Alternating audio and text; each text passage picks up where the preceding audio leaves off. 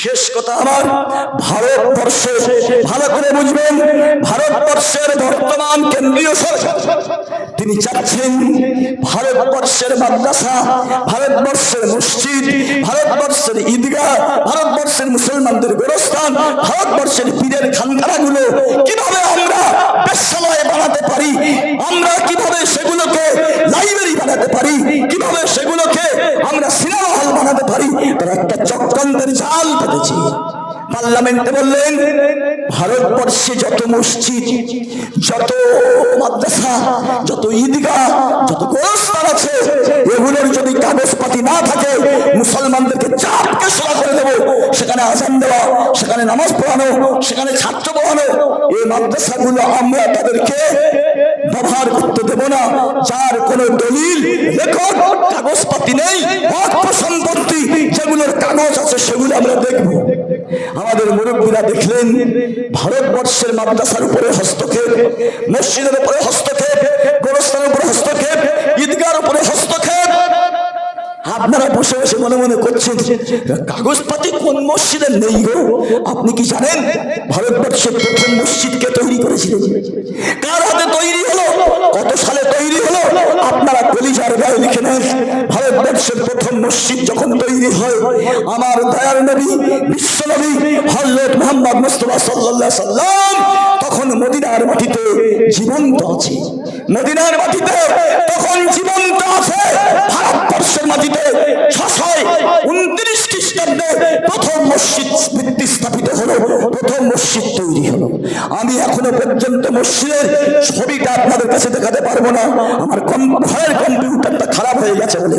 আল্লাহ যদি আমার বাঁচায়, আমি যদি এখানে কোনো জলসায় আসি আপনাদের দেখাবো ভারতবর্ষের প্রথম মসজিদ, যেটা 629 খ্রিস্টাব্দে অর্থাৎ বিশ্বনবীর ইন্তেকালের 4 বছর আগে যে মসজিদটা তৈরি হয়েছিল, সে মসজিদটার ছবি আমি আপনাদের কাছে দেখাবো। আমি ভারতবর্ষের প্রথম মাদ্রাসা কত সালে তৈরি হলো আমার ও সম্পর্কে সন্দেহ থাকলেও হযরত মাওলানা মাহমুদ মাদানী যেটা বলেছেন ওর ভিতরেও আমার সন্দেহ হচ্ছে। আমি রিসার্চ করে দেখছি ভারতবর্ষের প্রথম মাদ্রাসা তৈরি হয়েছে, ভারতবর্ষের মাটিতে মক্তব চলেছে, ছোটখাটো পাঠশালা চলেছে, সেগুলো মাদ্রাসা নয়। সেটা তো যেদিন থেকে মসজিদ তৈরি হয়েছে সেদিন থেকে চলেছে, কিন্তু প্রথম মাদ্রাসার রূপ নিয়ে যেটা মাদ্রাসা প্রথম প্রতিষ্ঠিত হয়েছে, সে মাদ্রাসাকে প্রতিষ্ঠা করেছে আমি তার নাম এখানে চেপে রাখলাম। সব বিদ্যা দিলে আবার অন্য জলসায় এসে কি বলবো? সেজন্য আমার ভাই, প্রথম মাদ্রাসা স্থাপিত হলো 1204 খ্রিস্টাব্দে ভারতবর্ষের মাটিতে। প্রথম একটা কোরআনী শিক্ষার ইউনিভার্সিটি তৈরি হয়, সেখান থেকে হাজার হাজার মাদ্রাসা তৈরি হলো। বর্তমান সারা ভারতবর্ষে রিপোর্ট বলছে আনুমানিক প্রায় 4 লক্ষের মতো মসজিদ আছে। আমি এখন খুঁজে বের করতে পারিনি ভারতবর্ষের মাদ্রাসার সংখ্যা কত, হলে আমি বার করে দেবো ইনশাল্লাহ। ওটা এখন চেপে রাখলাম আমার বন্ধু। তাই সেখান থেকে হাজার হাজার মাদ্রাসা তৈরি হলো, এমন একটা সংবিধান পাশ করা হবে বর্তমান সারা ভারতবর্ষে মাদ্রাসা, ঈদগাহ, গোরস্থান আর মসজিদের নামে যে জায়গাগুলো অর্থ করে দিয়েছেন মুসলমানেরা, তার পরিমাণ প্রায় 30 লক্ষ বিঘে সম্পত্তি। কত বললাম? 30 লক্ষ বিঘে সম্পত্তি। বিশ্বাসঘাতক কেন্দ্রীয় সরকার যদি আইনটা পাস করে, এই মসজিদগুলো 3 লক্ষ একর জায়গার মধ্যে আমার মনে হয় 2 লক্ষ একর জায়গা সরকার দখল করে নেবে। কেন? 629 খ্রিস্টাব্দে মসজিদ তৈরি হয়েছে, তারপর থেকে মসজিদ তৈরি হয়েছে।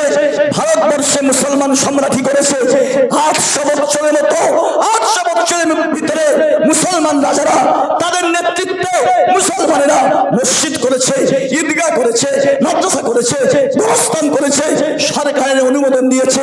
তখন রেজিস্ট্রেশনের কোনো সঠিক ব্যবস্থা ছিল না, তার কোনো কাগজ খুঁজে পাওয়া যাবে না। তাই আমার মুরব্বীরা আগে থাকতে বুঝতে পেরেছিল কোন একটা কুচক্রী সরকার আসবে আর আমাদের মসজিদ, মাদ্রাসা, গোরস্থান, ঈদগাহর জায়গাগুলো দখল করে নেবে। এই দখল করে দিবে, তাই তারা তারা লড়াই করে 1900 ভালো করে শুনে নেন, 1995 খ্রিস্টাব্দে, তার মানে এখান থেকে 29 বছর আগে জমিয়ত উলামা হিন্দের নেতৃত্বে পার্লামেন্ট মেনে নিল, পার্লামেন্টে মেনে নিয়েছে। এনারা দাবি করেছিলেন ভারতের মুসলমান আগমনের পর থেকে যত মসজিদ, যত মাদ্রাসা, যত ঈদগাহ, যত গোরস্থান, যত পীরের খানকা মাদ্রাসা রূপে, মসজিদ রূপে, ঈদগাহ রূপে, গোরস্থান রূপে, পীরের খানকা রূপে ব্যবহার হয়ে আসছে, তার কাগজ না থাকলে সেগুলো অর্থ সম্পত্তি, সেগুলো অর্থ সম্পত্তি, সেগুলো আল্লাহর সম্পত্তি। পৃথিবীর কোন মানুষ ভারতবর্ষের সংবিধানে লেখা আছে দৈবত্ব জায়গা, মানে ভগবান আল্লাহ ঈশ্বরের নামে যে জায়গাগুলো আছে সেগুলো কিয়ামত পর্যন্ত কেউ হস্তক্ষেপ করতে পারবে না। এটা ভারতবর্ষের সংবিধান। বিশ্বাসঘাতক কেন্দ্রীয় সরকার চাচ্ছে ওসব আমরা কিচ্ছু মানি না, কাগজ দেখলে থাকবে, কাগজ না দেখলে থাকবে না। বিস্তারিত কথা বলার মতো অবকাশ নেই। 1995 সালে আমার মুরব্বীদের সেই ফায়সালা করে মুরব্বীরা বললেন ওয়াকফ বোর্ড যেটা আছে এই অর্থ সম্পত্তিগুলো দেখভাল করবে। কিন্তু বর্তমান সরকার যে সিদ্ধান্তটা করতে যাচ্ছে, ওয়াকফ কাউন্সিল, ওয়াকফ বোর্ডের হাতে কোনো ক্ষমতা থাকবে না, হাইকোর্টের হাতে ক্ষমতা থাকবে না, সুপ্রিম কোর্টের হাতে ক্ষমতা থাকবে না, আপনার জজ কোর্টের হাতে ক্ষমতা থাকবে না। এই মসজিদের কাগজ আছে কিনা, এই মসজিদটা চলবে কিনা, এই মাদ্রাসা রাখা যাবে কিনা, এই গোরস্থানটা রাখা যাবে কিনা, এই ঈদগাহটা রাখা যাবে কিনা, সিদ্ধান্ত নেবে জেলা শাসক, DM, district magistrate. District magistrate কাগজ নিয়ে যদি বলে পাশে আপনার কোনো হিংস্র কোনো নন মুসলিম ভাই আপনার ঠাকুরচক মাদ্রাসা সম্পর্কে বললো, স্যার ঠাকুরচক মাদ্রাসাটা 50 বছর চলছে কিন্তু বাস্তবে তার কোনো রেকর্ড কাগজপত্র নেই, সেদিন ডিএম বলবে তাড়াতাড়ি চলে যাও, রাত এখন 10টা, ওই মাস্টার ছাত্রদেরকে বের করে দাও, শিক্ষকদের বের করে দাও, তালা লাগিয়ে এসো, আমি কাগজ দেখার পরে বলে দেবো এটা খোলা হবে না। না, আমি আপনাদের কাছে বলছি এগুলো হয় আল্লাহর সম্পত্তি। এই 30 লক্ষ বিঘে সম্পত্তি আল্লাহর সম্পত্তি। মুসলিম পার্সোনাল ল বোর্ডের সেক্রেটারি বিশ্ববিখ্যাত আলিম হযরত মাওলানা খালেদ সাইফুল্লাহ বলেছেন আমরা মসজিদ মাদ্রাসাকে সুরক্ষা করার জন্য এই আইনটাকে পাশ করতে দেব না। এতে যদি খালেদ সাইফুল্লাহ জীবন দিতে হয় দিয়ে দেব। আরশাদ মাদানী আমিরুল হিন্দ বলেছেন আমাদের আবার সেই ব্রিটিশের সময় মাথায় কাফন বেঁধে যেমন জীবনের তাওয়াক্কু না করে লড়াই করেছি, 52,000 ওলামা শহীদ হয়েছেন, ব্রিটিশকে জুতো পেটা করে এখান থেকে যেমন তেড়ে দিয়েছি, আবার মুসলমানদের কাফন বাঁধতে হবে লড়াই করার জন্য। সিদ্দিকুল্লাহ চৌধুরী সাহেব বললেন আমাদের শরীরে জীবন থাকতে আমরা ওয়াকফ বিল পাস করতে দেব না। দারুল দাওমাত মাদ্রাসার প্রিন্সিপাল বললেন मुसलमानों के गर्दन पर एक तलवार लटक रही है, कभी भी ये तलवार मुसलमान के गर्दन पर पड़ सकता है। इसलिए সারা ভারতবর্ষের মুসলমানদের জাগিয়ে দিল। আপনাদের কাছে প্রশ্ন করছি সরকার যাতে আইনটা পাশ না করতে পারে, জনমত ব্যক্তিরা 20 কোটি মুসলমান, এই 20 কোটি মুসলমানদের মধ্যে কারা বাধা দেয়, কারা আমাদের সপক্ষে, কারা আমার বিপক্ষে, তাই 28 তারিখে কলকাতার মধ্যে হয়েছে। আমি আপনাদের কাছে বলছি মাদ্রাসা, মসজিদ, ঈদগাহ, গোরস্থান আল্লাহর জায়গা। আল্লাহর বেটা নেই, আল্লাহর ছেলে নেই, আল্লাহর বান্দা পৃথিবীতে আছে। আপনার এলাকার লোক, আমি আজকের মুখ খুলিয়ে বলছি, ওই হানারবাটি গ্রামে ভাই ভাইয়ের জায়গায় গন্ডগোল করে নিজের মান পেটের ভাই নিজের ভাইকে মার্ডার করে দিল। এই ইতিহাস আপনাদের সব জানা। যদি আমি আমার সাথে যদি ভাইকে মার্ডার করতে পারি আর তিনি যদি মার্ডার হতে পারেন, তাহলে আমার আল্লাহর জায়গা উদ্ধার করার জন্য বিজেপি যাবে, অমুসলিম যাবে। আপনারা আগামী ওই 28 তারিখে আপনাদের যাওয়ার দাওয়াত দিয়ে গেলাম। আমি আপনাদের বলছি আপনারা যেতে পারবেন ইনশাআল্লাহ। মাদ্রাসা, মসজিদ, ঈদগাহ, গোরস্থান রক্ষা করার জন্য আমি আপনাদের কাছে বলছি। শেষ কথা আমার, হুজুররা যাচ্ছেন কালেকশন করছেন না কেন? করবো ইনশাআল্লাহ। আপনাদেরকে টিপে দেখে নিচ্ছি বেঁচে আছেন না মরে গেছেন। নবী করিম সাল্লাল্লাহু তাও তাও করছে, বিছানায় শুয়ে আছেন। এমন মুহূর্তে বলছেন, ইসলামকে সুরক্ষিত করার জন্য, ইসলামকে বাঁচানোর জন্য তোমাদেরকে জিহাদে যেতে হবে। ওসামা ইবনে যায়েদ 17 বছরের নিকনিকে বালক, ওনাকে আমির বানিয়ে দিলেন। আমির বানিয়ে দিয়ে বলছে, যাও বের হয়ে যাও। ওনারা পার হয়ে গেলেন, কিন্তু যেতে হবে যায় না বলে মোল্লার চোখে গিয়ে শুনছেন বিশ্বনবী হযরতে মুহাম্মদুর রাসূলুল্লাহ সাল্লাল্লাহু আলাইহি ওয়াসাল্লাম ইন্তেকাল করেছেন। তারা ওখান থেকে ফিরে আসলেন। নবী সাল্লাল্লাহু আলাইহি ওয়াসাল্লামের ইন্তেকালের পরে আবু বকর সিদ্দিক রাদিয়াল্লাহু আনহু খলিফা বানানো হলো। তারপরে জানাজা হলো। জানাজার পরে হযরতে আবু বকর সিদ্দিক রাদিয়াল্লাহু আনহু প্রথম যে কাজটা করেছিলেন, ওসামার জামাতকে পাঠিয়ে দিলেন। তখন কারা যাবে? আমি আবু বকর, আমার নবী আমাকে পাঠিয়ে দিয়েছিল। নবী বললেন, আমি একাই মদিনায় থাকবো, তোমরা সবাই বার হয়ে যাও। কিন্তু আমি এখন খলিফা, আমি ছাড়া যত সাহাবী আছে সবাইকে ওসামার পেছনে যেতে হবে।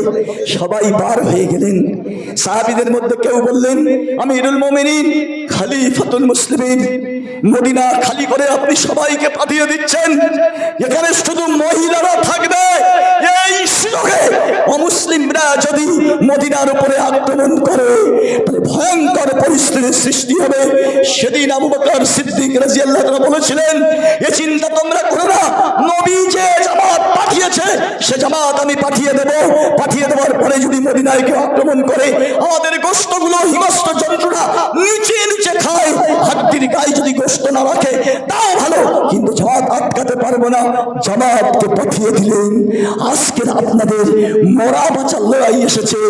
আপনাদের ঘরে মেয়ে ছেলে ছাড়া কোনো ভোটার 15 বছরের ঊর্ধ্বে কোন মুসলমান বাড়িতে থাকবে না। সবাই মাথায় কাফন বেঁধে যাবো। খবরদার, আমরা নিজেদের জীবন দেবো, মসজিদ দেবো না, মাদ্রাসা দেবো না, ঈদগাহ দেবো না, গোরস্থান দেবো না। আল্লাহর জায়গা, আমরা আল্লাহর বান্দা বেঁচে থাকবো। আর এগুলো দখল করে নেবে কিয়ামতের কঠিন দিনে। আমিরউদ্দিন, তুই মসজিদের ইমামতি করেছিলিস, কিন্তু তুই গুরুত্ব দিসনি। আমার জায়গাগুলো আমার শত্রু দুশমনেরা দখল করে নিচ্ছিল। কলকাতায় যাসনি কেন বল? জবাব দিতে পারবো না। খোদার কসম, সেদিন মুখটা কালো হয়ে যাবে।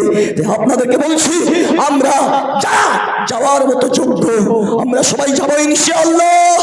আমাদের মসজিদে মসজিদে একটা দুটো করে গাড়ি করে কলকাতা লোক ভর্তি করবো। যেতে রাজি আছেন?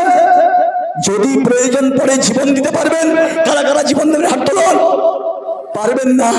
তাই মুসলমান বেঁচে আছেন, আল্লাহর জায়গা মসজিদ মাদ্রাসার জায়গা জীবন দেবেন। এখন জীবনের দামটা অনেক, আমার জীবনের দাম অনেক হলেও এই পর্যন্ত 35 লক্ষ টাকা খরচা হয়ে গেছে। আমার ব্যাগে ডেলি 5 দিন করে ওষুধ খেতে হচ্ছে, মাসে 4-5 হাজার টাকা করে চেক আপ করতে হচ্ছে, 4-5 হাজার টাকার ওষুধ খেতে হচ্ছে, মাসে প্রায় 9 থেকে 10 হাজার টাকা চেক আপে আর ওষুধে আমার চলে যাচ্ছে।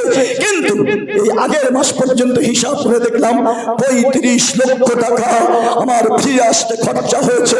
আল্লাহর কাছে কাঁদুন, আল্লাহ, আমি 50 বছর পৃথিবীতে খাচ্ছি যাচ্ছি ঘুরছি, আমার লিভারের কোনো ডিফেক্ট হয়নি। ওই আমিরউদ্দিন ভাইয়ের মতো যদি আমাদের এই পরিস্থিতি হতো, হয়তো 35 হতো না, 40 লাখ